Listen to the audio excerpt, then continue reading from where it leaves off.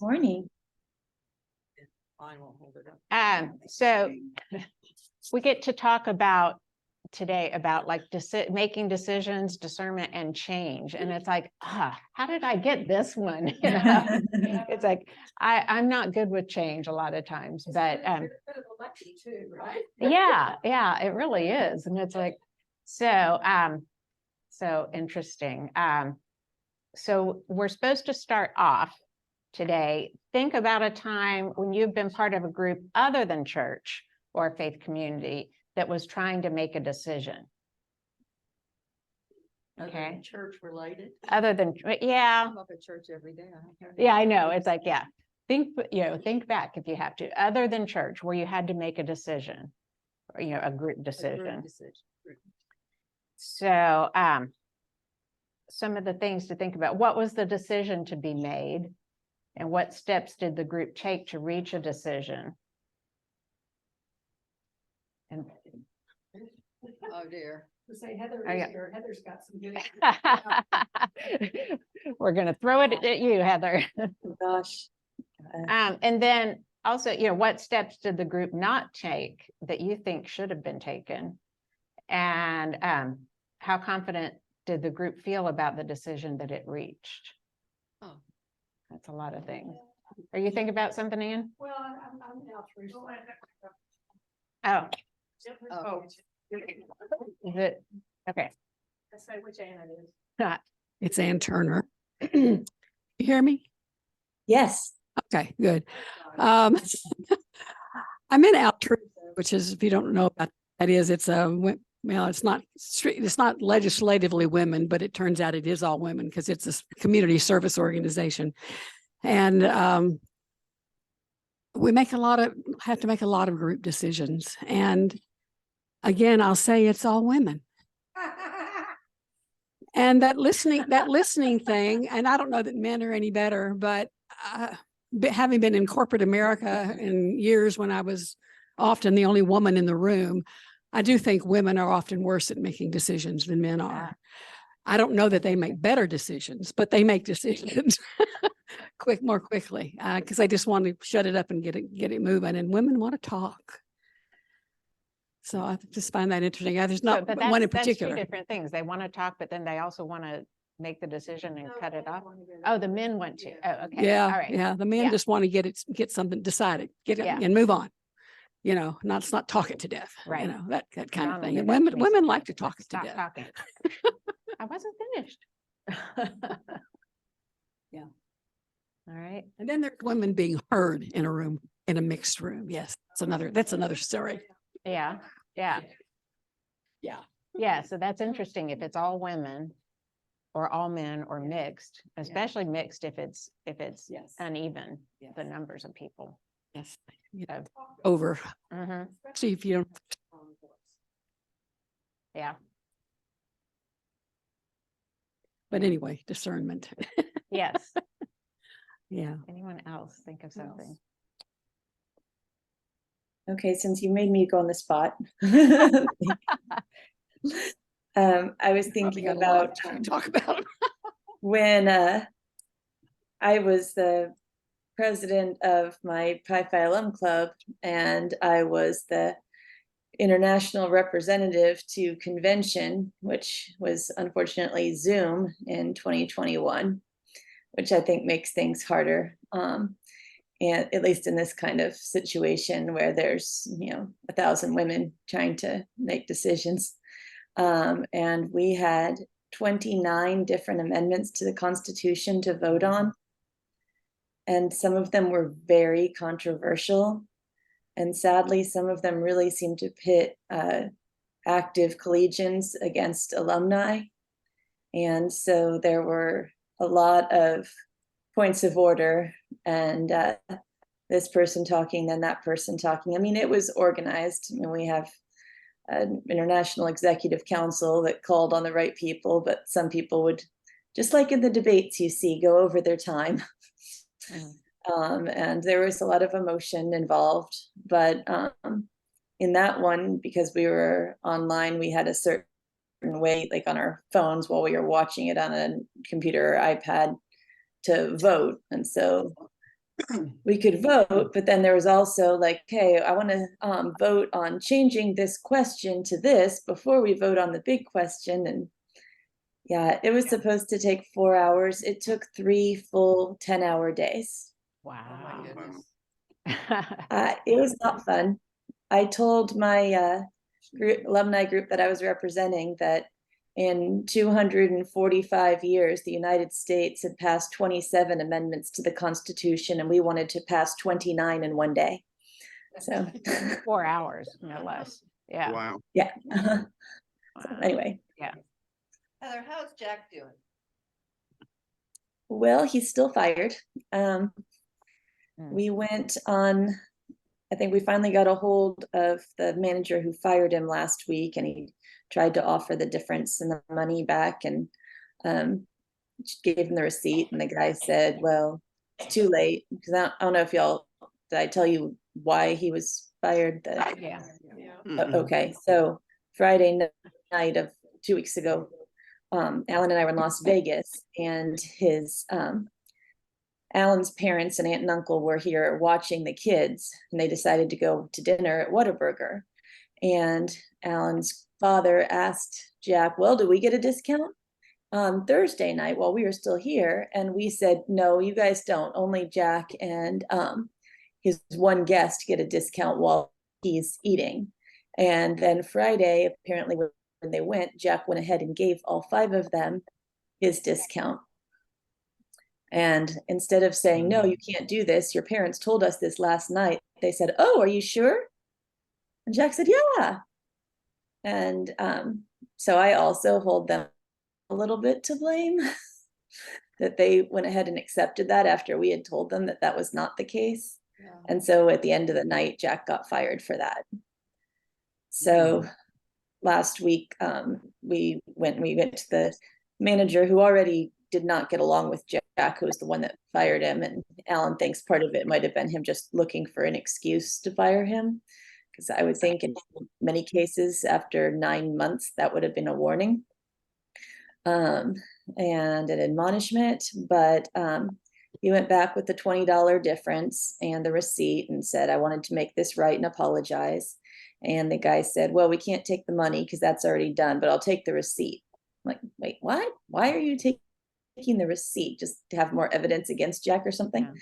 Yeah. And but Jack doesn't know any better, so he gave it to him. And so ever since, we've been trying to get to the man partner, who's like the store manager, for Jack to sit down with him and have a 2-minute conversation, you know, appealing his issue and off, asking for a second chance, talking about how he's been a loyal employee for 9 months. He's always there when he's supposed to be there. He comes in at the last minute for all sorts of different employees. He comes in whenever the managers ask him to at the last minute. He's never gotten a negative Yelp or Google review. And, you know, that he's someone who we think would be deserving of a second chance, and just see what he says.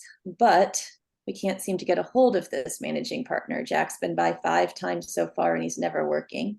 We've messaged him on Sunday, and he never replied to us about setting up a meeting. And I just called him this morning, and they said, called the Whataburger, and they said, well, the next time he'll be there is between 8 and 12 on Friday, which obviously Jack will be in school, and I'll be at work at 8:45, but I will try to call before work and see if I can get a hold of him just to try to set up an appointment for Jack. But it's been a couple of weeks. Mm. Yeah. So that's where we are now. Gosh.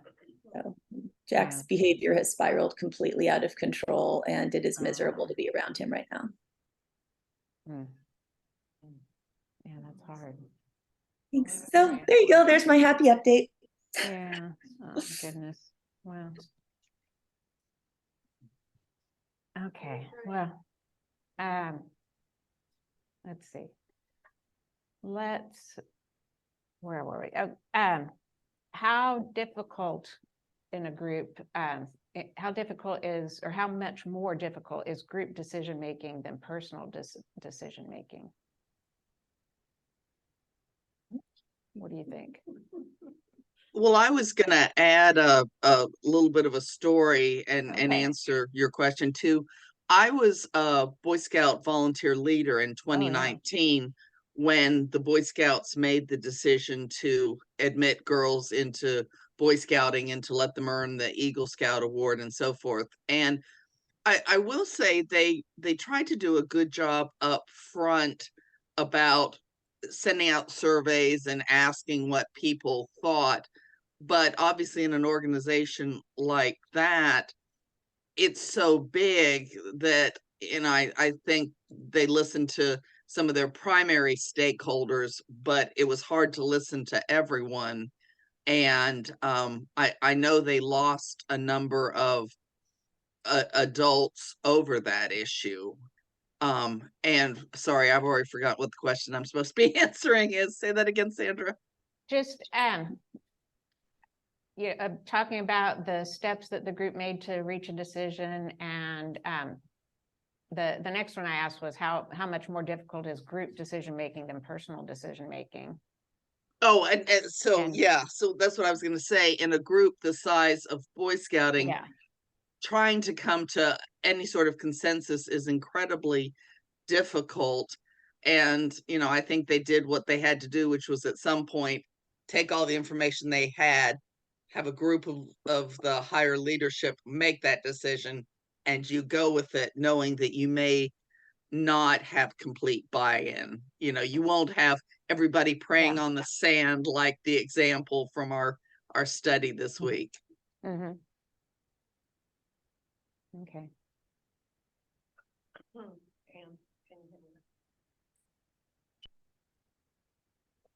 Ellen. Sometimes it's easier to make a group decision because you don't have to bear the brunt of the responsibility. Mhm. It's easier to hide in the group or to say, well, they're the ones who decided. Yeah, rather than we decided, or yeah. As president of Texas Speech Language Hearing Association, we made decisions. Sometimes it was an executive board vote. Other times we had to take it to the full membership. Mm. And so, and I agree with Ellen that it's a group decision. It's not one person, which that can come back. But Mhm. we take it to the executive board vote that people had elected us into those positions, and then also take it to the membership for, over 10,000 votes. Wow. Sometimes it's a matter of leadership. Somebody to organize the group thinking about it. This Barbara. Mhm. I'm thinking about your friend Lillian St. John Mhm. and how this church moved to this location. Yeah, I don't. A congregational meeting about it, and she finally just got fed up with all the blabbing back and forth and said, why don't we put it to a vote? Oh, okay.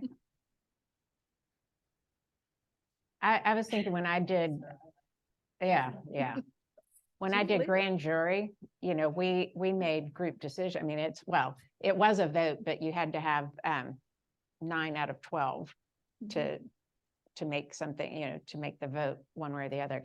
But at the end of the day, the foreman of the grand jury was the one that, if anything ever came back to, about why we decided on she's the person, it was a she was the person that would be like the grand jury, it wouldn't really matter all the rest of it, the other 11 of us, but she would be the one.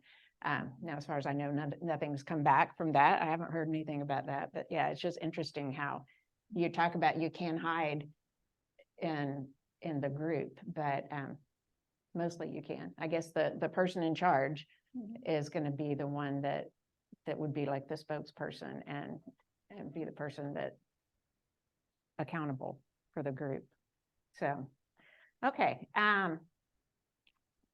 So this says Acts is a helpful book for decision-making congregations to consider, not because it tells us exactly how to make decisions, but because it understands the weight a decision can hold for a Christian common life. A book called Acts, what we're studying, sorry. Acts. It's probably my allergies. Oh, well. Okay, so let's open in prayer. The eternal God who founded the world by wisdom and whose Holy Spirit still calls all people to gain knowledge and insight, grant us clear minds and open hearts to seek your instruction and guidance in this time together, that we may learn from believers in the past how to think about the decisions we must make in the present as followers of Jesus Christ, who became for us wisdom from you and righteousness, holiness, and deliverance. All right, we're going to try a Zoom whiteboard. We were playing with this a little bit earlier.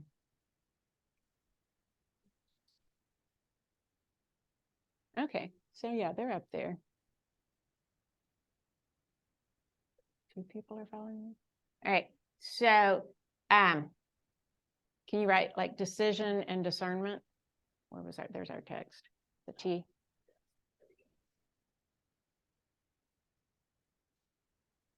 So decision and discernment.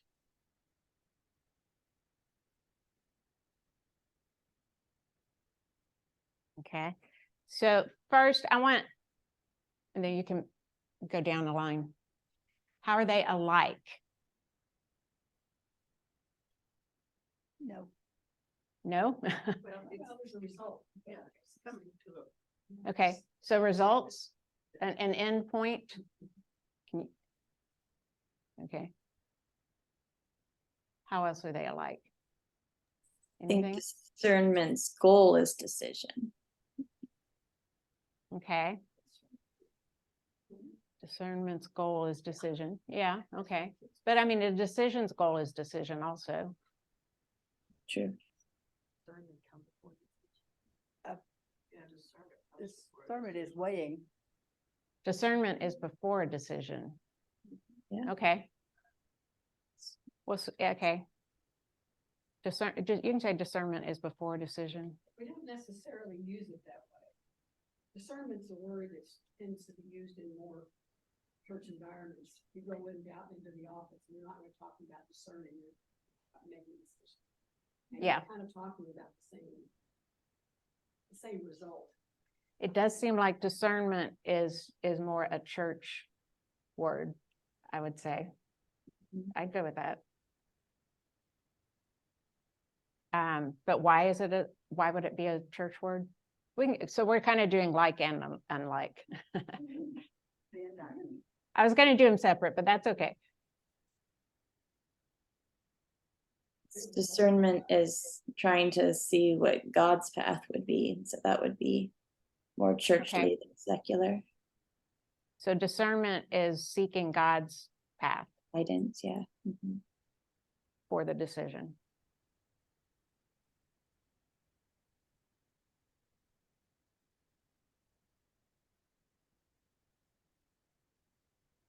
What else? Anything?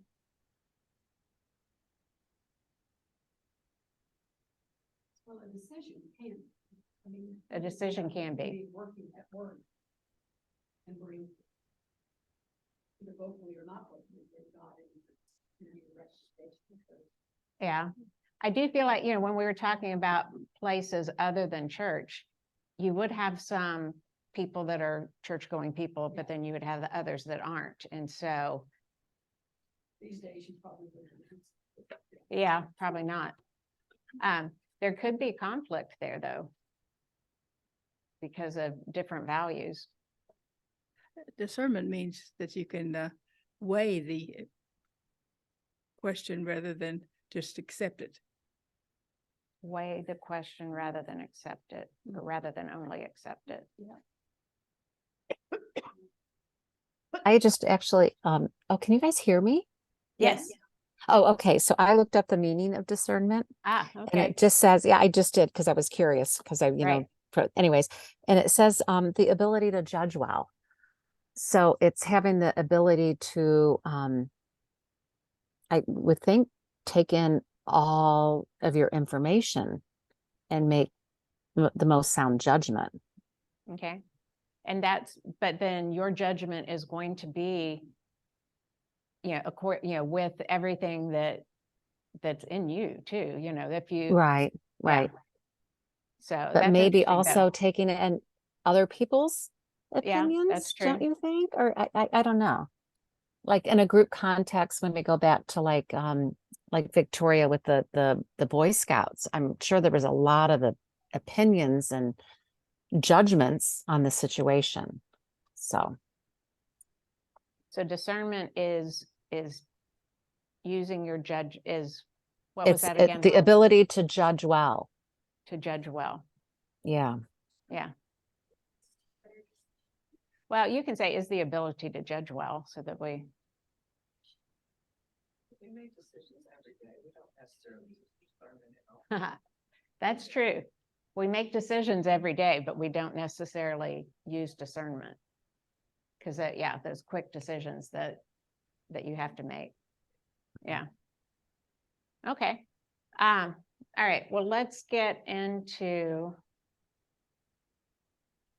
Can I say Yeah. wisdom? Discernment has to do with, and I would say holy wisdom. Would you hand her the mic, please? Oh, Just repeat it. so discernment would be using holy wisdom. I like that. Yeah. Okay.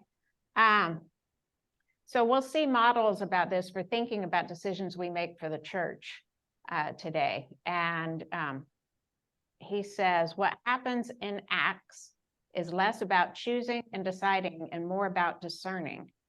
Then he says, when I speak of discernment, I mean a process that involves reflection on who God is, what God desires, and how we, God's people, might play a part in being faithful to God's purposes.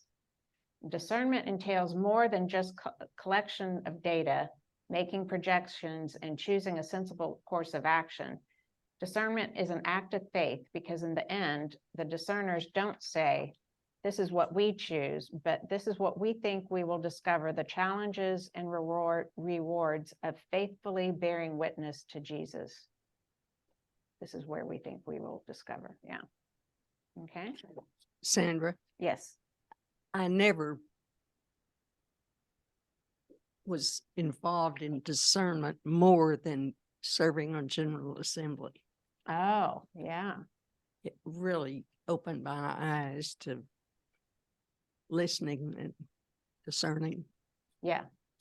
Yeah. Working on the General Assembly. Yeah. Because that's a big, it's like you're in your own church, and if you're on the session or something, then that's one thing. But yeah, to go even farther up and to be making decisions for all the churches, that's a lot. Okay. Well, can we watch the video? All righty.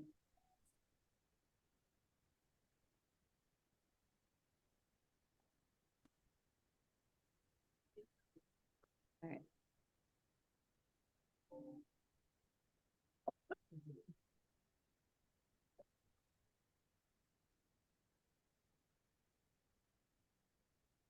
Oh, no problem.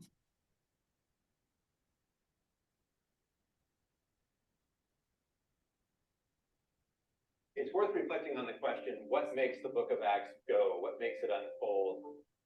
We can talk about geography and travel, but I would rather talk about decision-making and change, the ways in which new situations develop. Can you share the screen? Opportunities present themselves.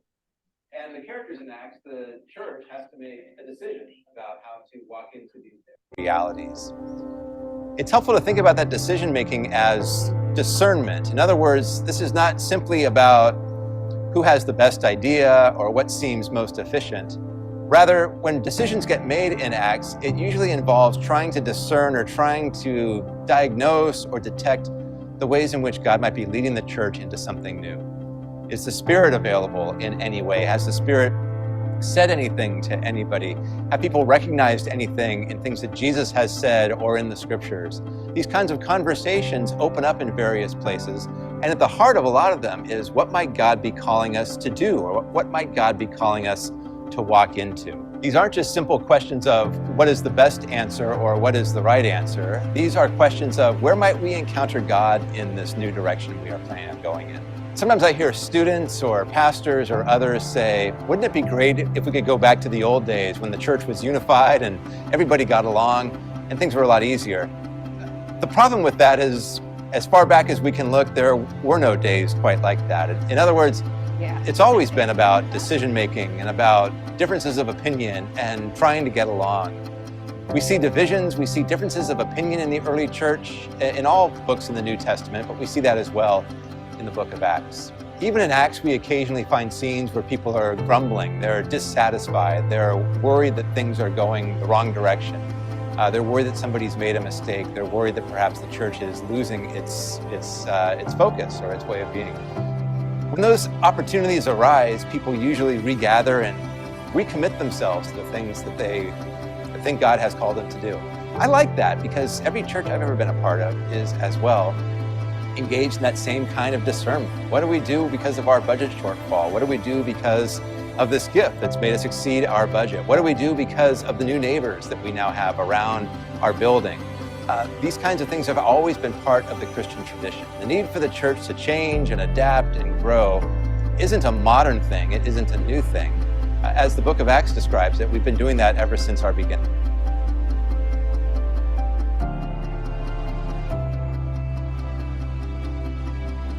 In Acts chapter 6, a miniature crisis develops because something is going on that's inhibiting the fair distribution of food among the widows that the early church was tending in Jerusalem.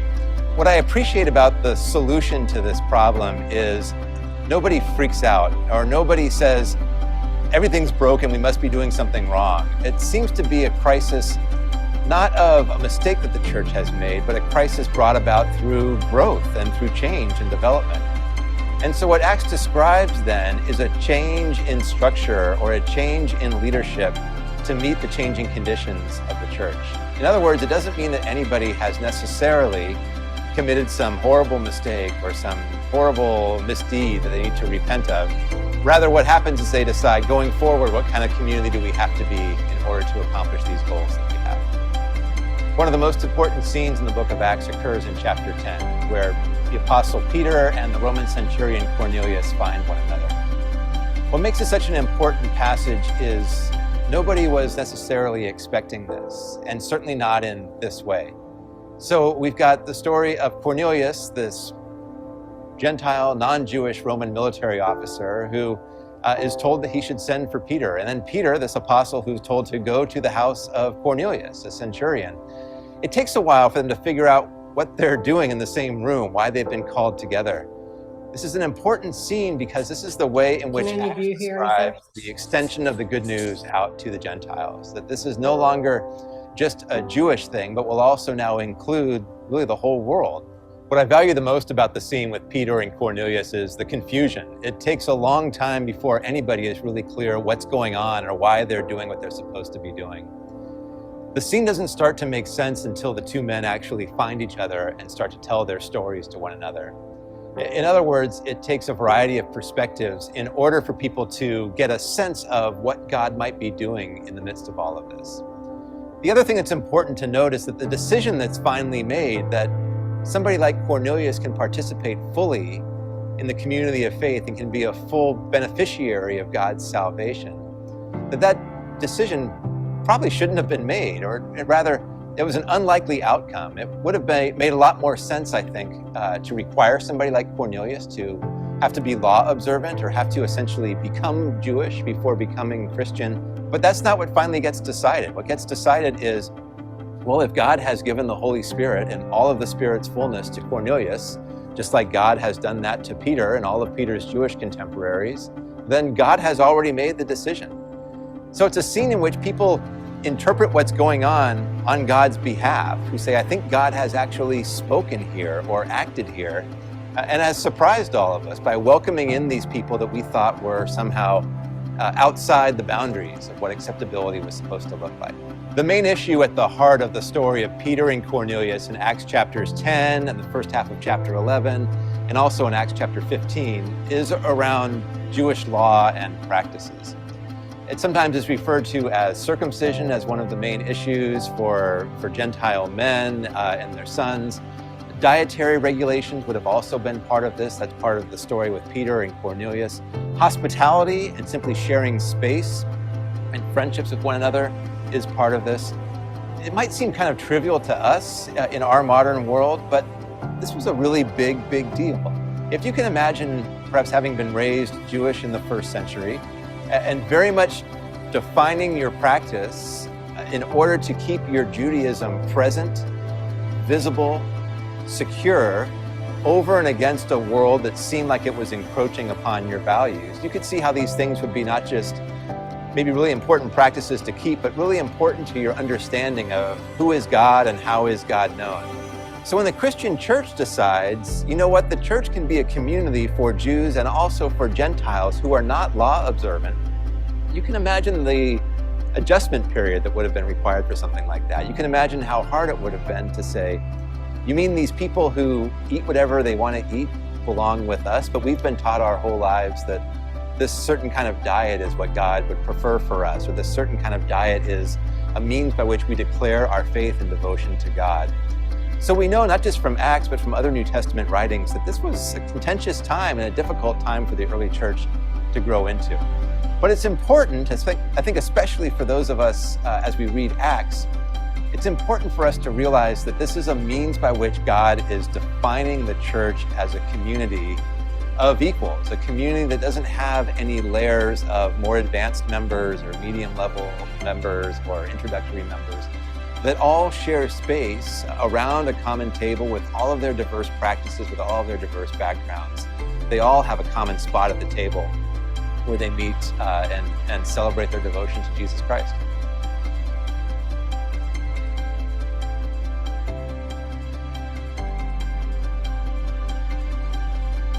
What happens later in time leads to a greater division of a parting of the ways between Christianity and Judaism, to the point where we now understand them to be separate but related religions.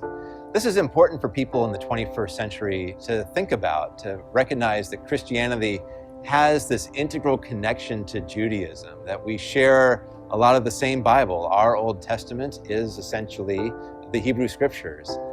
And as well, in the first century, the vision for the church, the image of the church, was not to be something utterly separate. It was to be a means by which God fulfilled promises, a means by which God brought old hopes to fruition through Jesus Christ. One of the frustrations in reading Acts, for me at least, is to see the ways in which discernment sometimes looks too easy. It seems like often everybody agrees, and anybody who's ever been part of a church's decision-making operation knows that doesn't always happen. There's always people in the parking lot who are grumbling about something. Acts describes these moments of discernment as places of great confidence, but it also, I think, acknowledges that discernment is difficult. In other words, there are places where not everybody agrees. With the story of Peter and Cornelius and the inclusion of Gentiles, it takes two meetings, one in chapter 11, one in chapter 15. Not everybody's convinced right away. We have to revisit issues. That's important for us to take note of, because discernment is hard and decision-making is hard. And when you get 20 people in a room and ask, where do you think God is leading us? You're going to get at least 10, if not 30 different opinions about that. So don't read Acts and think, well, if it's difficult, we must be doing something wrong today. I think read Acts and notice the ways in which decisions require a lot of people to weigh in.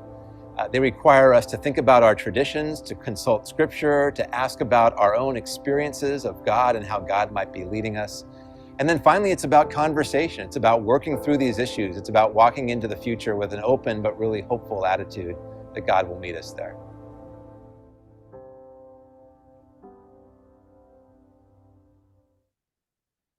So I feel like he presents a way of decision-making that is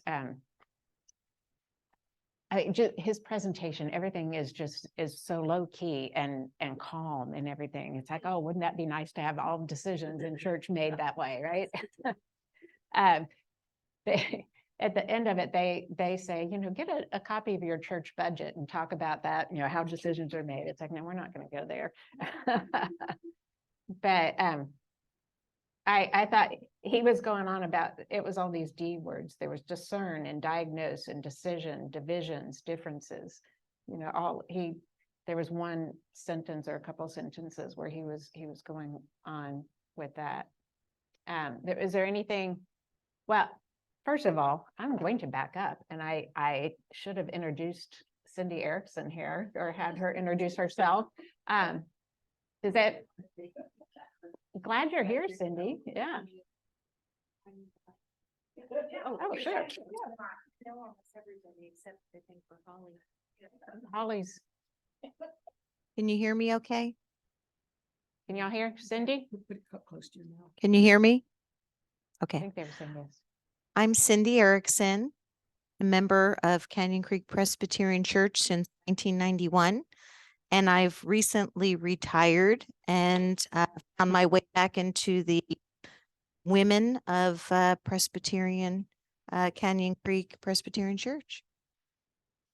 You've got a grandbaby, and Yes, that's be taking up a lot of time. exactly. Many of you probably know my husband, Bill, because he's around here quite a bit.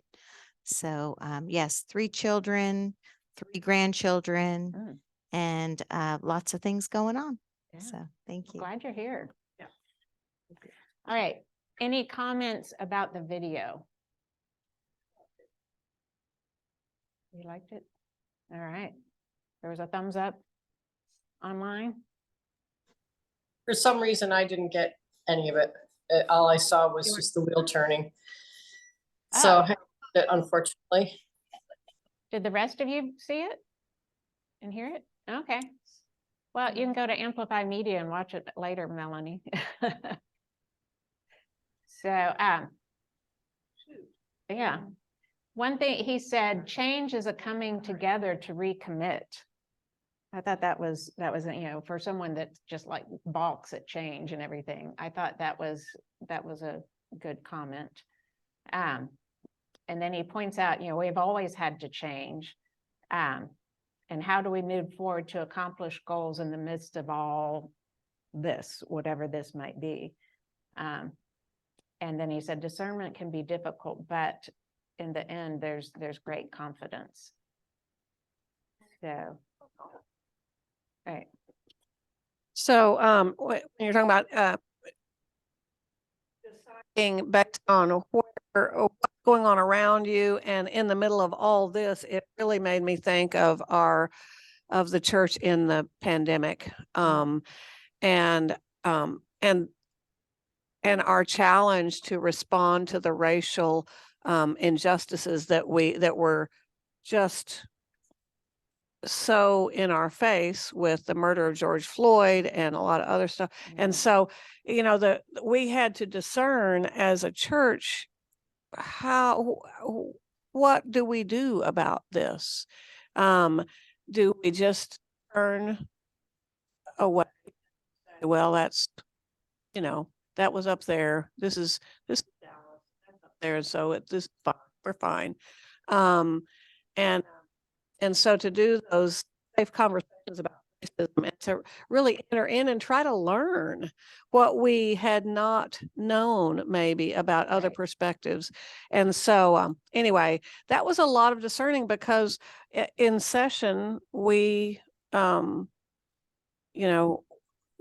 voted, are we going to do this dream team where we feel like we're challenged to meet the needs of the injustices around us, determine what they are, and see what we've got in our resources and how to live into that bridges can be built. And then we lost people in the church, Right. I mean, and it's just so sad, but there was a lot of discernment around it. And in a pandemic, we're already tired. Why are we going to stretch ourselves further? Right.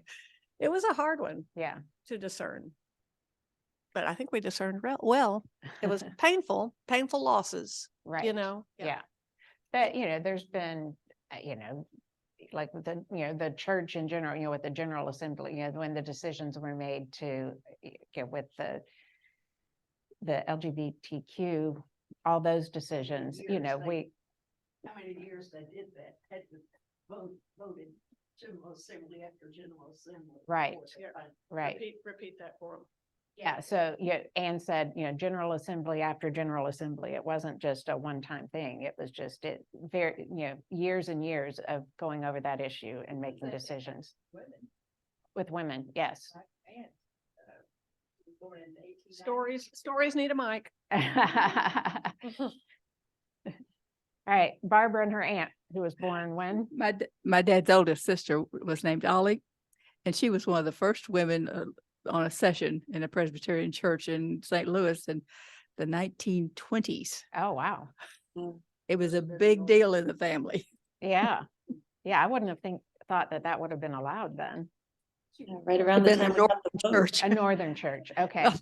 mentioned the LGBTQ. Plus, yeah, The same thing happened when the Northern and Southern Right. Church right. united. It was years before they finally came together. Because that was around 1980, wasn't it? I think that they united. Can't remember. I think it was. Mhm. So, or in the early 80s. When the northern and southern churches combined. Yeah, so where was I? Okay, so I have group questions. And I don't know, I will let the online folks do the group 3 questions. Do y'all have those from Realm? Okay, cool. And I don't know, I gave y'all group 1. Y'all have group 2, Which has the 9 questions. which has a crazy amount of questions. And I don't know why, I mean, like 1 and 3 have just like 4 or 5 questions or something. And this is great. So, and a lot of it's very wordy.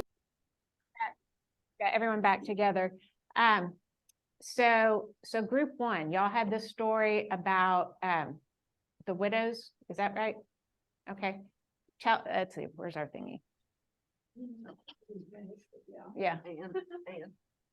Ann. Here we go. So what did y'all, was there anything about that you want to tell us, the questions or something important you were discussing? Well, I don't know that there was anything, We didn't have anything no, Nothing just general groundbreaking? discussion, yeah. Okay, so what were the questions kind of about? Just kind of in general? Well, about decision-making and what was going on back in that time, grumbling. Grumbling. Grumbling. Yes, there is grumbling and decision-making a lot of times. Yes, yeah. And values. The second question was about values driving the decision. So we got Okay. a little bit into that and we didn't get to the third. We talked about that a little bit when we were talking about Yeah. the definition of discernment. Yeah, yeah. Okay. Talked Okay. about moving, the church moving over here and some, Oh, yeah. The church moving over here, I mean, we're talking about losing people for big changes. Yeah. That was something, people were like, yeah, we want our neighborhood church. So Yeah. they stayed over that way. And then there's people, now we've got people from all over the place, like you're far north, Plano and. Exactly. So the other thing we talked about, just some of the things that are very common to our church. Are they like Presbyterian rules, or is it just things people have voted on to keep continuing throughout the years and years and years and years? And we wondered about how at the time when Acts was written or taken down, about the differences in the changes that came along. How did those people feel about it at that time? Because Acts doesn't really, even though it mentions a little bit of grumbling, but I would imagine there was a lot of grumbling yeah. about this. That they didn't write about. yes. No, and even Write the Skinner, nice stuff. yeah, even Skinner says in the reflection for chapter 3 that he says here that I'm trying to Is that find the the books are written by the winners or something, or is oh that it says comment? it says we never learn what the Pharisees and others think about the outcome of all Oh, of yeah. this. We never hear their side or what their grumbling might have been. Yeah, So that was a question kind of we had, like, how did other people feel about this? You know, was the church back then similar to the church today? Transitions and new changes are difficult right. because you're always going to have some people that are, oh yeah, let's go move forward. That sounds great.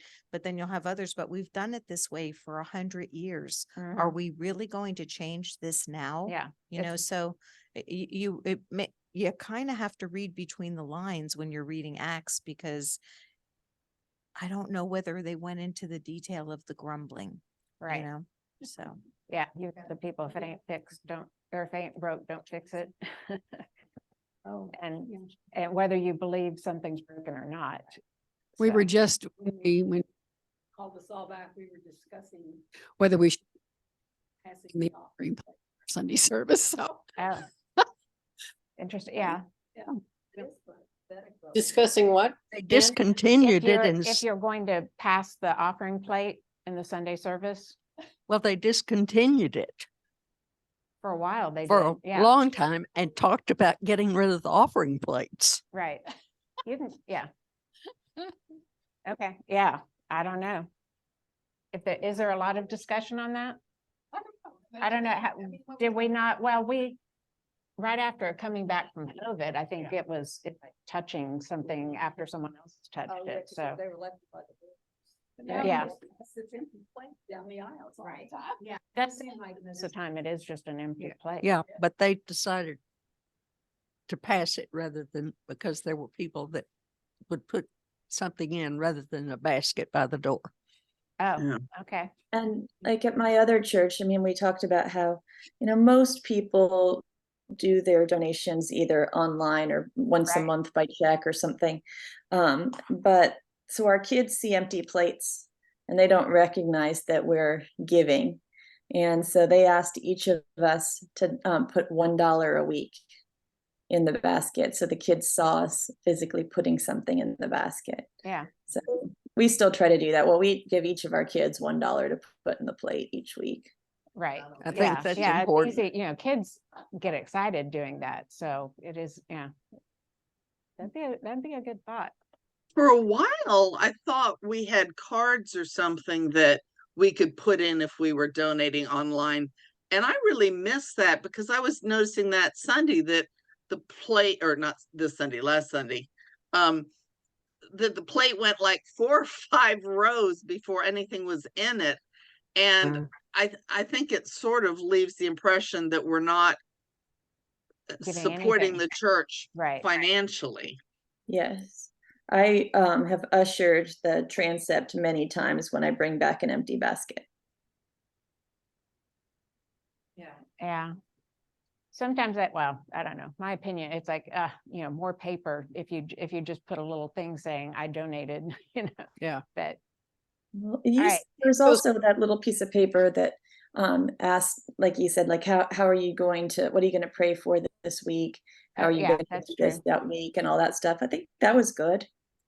Well, we could reuse those that I give online and just put those back in the pews. Oh, yeah, okay. Yeah. Right, yeah, like a laminated something. There. Yeah. All right, let's go to group 2. They had lots and lots of questions on that. So you read about Peter and Cornelius, right? I, All right, Ann Park, put it up in your mouth if you're. No, I'm not. Again, it was really just to me about discernment and decision. With their, what we talked about, combining the Jewish tradition with the new tradition. And although this looks like an impressive bunch of questions, a lot of it is just There's not really. background, but it's good. And, how did they, and, how did the different groups feel? The same things we've kind of been talking about. And it was hard like, to give up what you're holding on to. Right.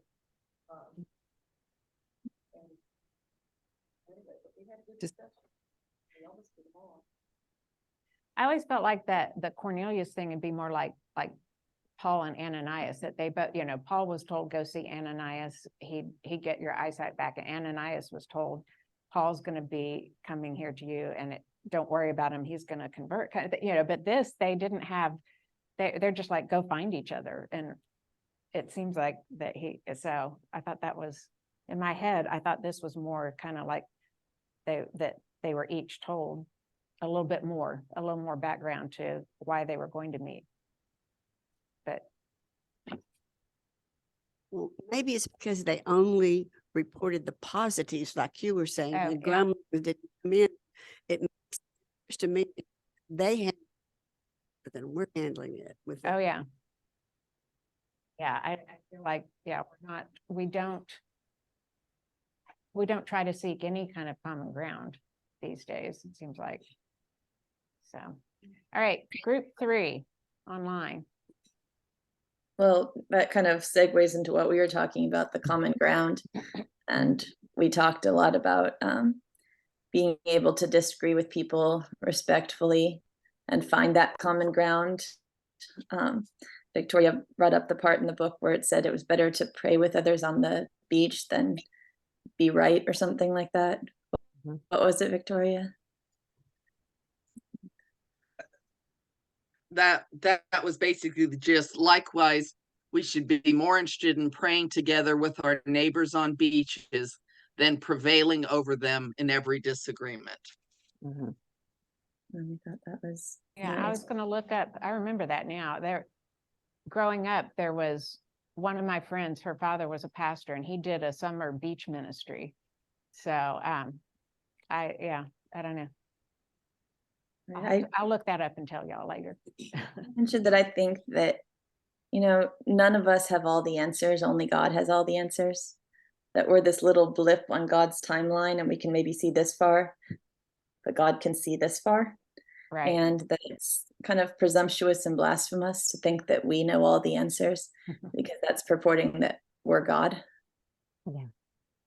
Yeah, we do try to elevate ourselves a lot. So the other way around. We create God in our image rather than the other way around. Mm-hmm. Right. Okay, well, good discussions, guys.